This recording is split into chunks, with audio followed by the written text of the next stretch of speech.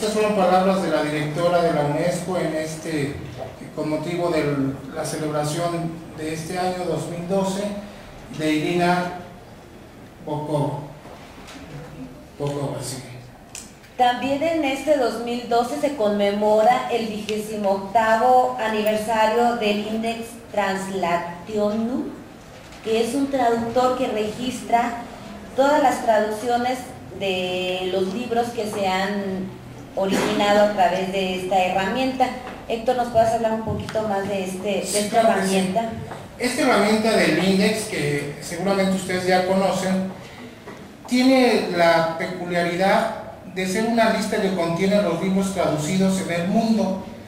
Es una bibliografía de las traducciones propiamente.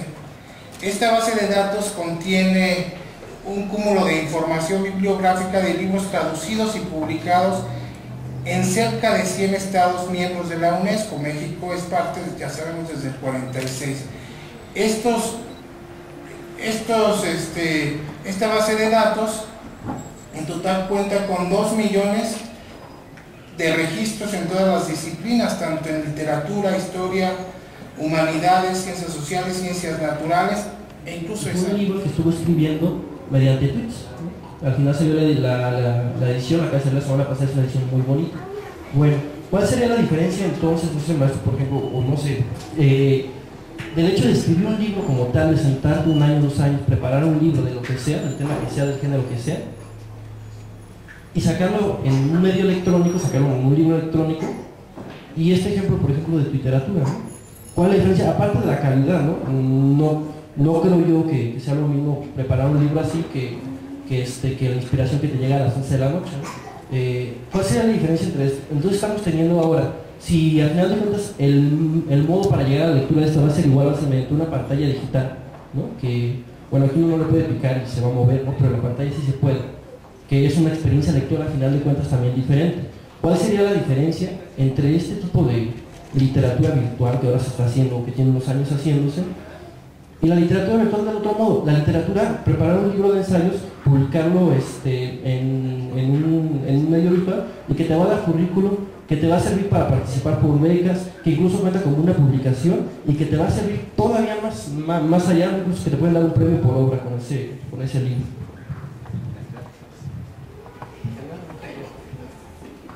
¿Alguien de los jóvenes que están más familiarizados con la tecnología y la cibernética quiere participar respecto?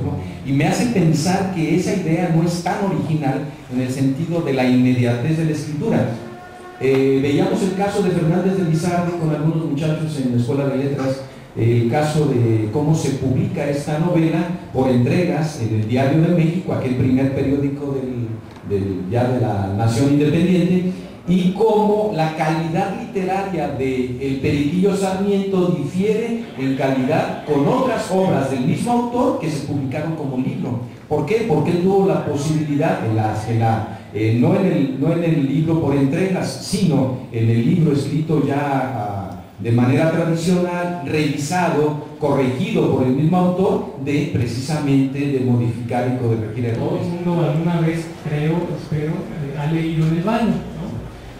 Entonces, poder utilizar una novela en el baño para los fines específicos del papel de baño es muy interesante, porque generalmente cuando pensamos en que alguien se va a limpiar con nuestra novela es muy ofensivo, ¿no? Pero un autor que está dispuesto a que sus lectores se limpien con su novela me parece algo muy honorable, ¿no? Completamente desinteresado y hasta generoso, si se quiere, ¿no? Otro ejemplo, la UNAM tiene un reality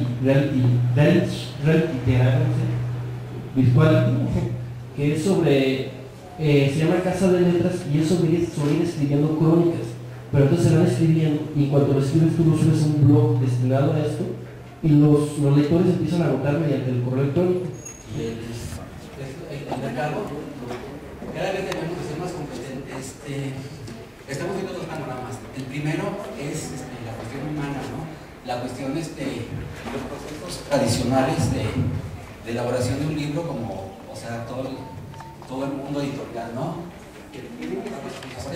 Y ver que realmente, por muy tecnológico, lo virtual nunca va, sí es fantástico, sí es cómodo, sí es práctico, a veces no, también implica, ¿no? También implica mucho. En el caso de los escritores con los autores, o de los escritores de los lectores con los escritores, sino a un nivel interior nos permite explorar nuestros propios mundos solitarios, si se prefiere. Los años de su vida, los últimos años de su vida frente al escritorio, borracho, escribiendo la cordillera, ¿no? Y hace unos años, Víctor Domínguez, el director de la Fundación Juan Rulfo, dice, no, pues se descubrió un manuscrito inédito de Juan Rulfo y lo vamos a presentar en París, o entonces, pues va toda la prensa, ¿no? Toda la prensa internacional, un manuscrito inédito de Juan Rulfo, ¿no? Lo que significaba esto. Es un acto solemne, llega Víctor Domínguez, se para en el estrado, saca el papel, se apagan las luces, ¿no? Totalmente dirigidas hacia solamente una luz para llamar más la atención, y saca un manuscrito, el original, y empieza a leer. El terreno tiene 20 metros de ancho por 30 de largo. Era una relación que le había mandado a hacer de las medidas de un terreno, ¿no? Y se presentó como el gran manuscrito inédito de Juan Rulfo. Creo que es un ejemplo muy conciso para la que sería mi conclusión, que es que sí vale la pena publicar si se tiene material, ¿no? Obviamente, si se tiene material de calidad, primero si tiene material, si ese material tiene calidad, creo que sí vale la pena publicar en papel impreso. Creo que por el momento los medios electrónicos no son una fuente todavía, no son un modo para llegar a la lectura, creo que son un apoyo, pero no una fuente primordial para generar esta lectura. Nada más en el sentido de un ejemplo de por qué no publicar. Hay un poeta michoacano que nació en Zamora, que fue fraile franciscano, que se llamó José Manuel Martínez de Navarrete, que nunca publicó un libro de poesía y sin embargo fue y es el más importante poeta neoclásico mexicano. Se sabe por fuentes confiables de que escribió, entre otras obras, ya al final de su existencia, que fue muy breve, no pasó de los 50 años de edad, cuando muere en Tlalpujahua, le pide a la señora que le atiende que queme sus obras. Entre ellas se contaban 30 sonetos dedicados a una musa llamada Anarda y una obra de teatro. Nadie sabe qué contiene esa obra de teatro, al menos no quedan vestigios. Sin embargo, quienes nos dedicamos a estudiar de manera más fehaciente estos fenómenos, nos hubiese mucho gustado saber cómo eran los sonetos de Fray José Manuel Martínez de Navarrete y cómo fue su obra de teatro. Sin embargo, él se negó a publicarlos, incluso a que quedara constancia manuscrita, por eso pidió que se quemaran antes de morir. Así es que mi conclusión es que si se es escritor, vale la pena publicar, claro, como se pueda, cuando se tenga una obra de calidad. Y si no se es escritor, vale mucho más la pena leer. Y leer, obviamente, para satisfacer estas necesidades de alimentación espiritual, que tanto nos hace falta en este mundo materializado, totalmente, obtusamente materializado. Por esto, esta sería nuestra conclusión. Les agradecemos mucho su paciencia, su atención, y yo creo que daremos paso a la siguiente mesa porque nos dijeron que teníamos nada más una hora para nuestra intervención. Muchas gracias a todos. Gracias a los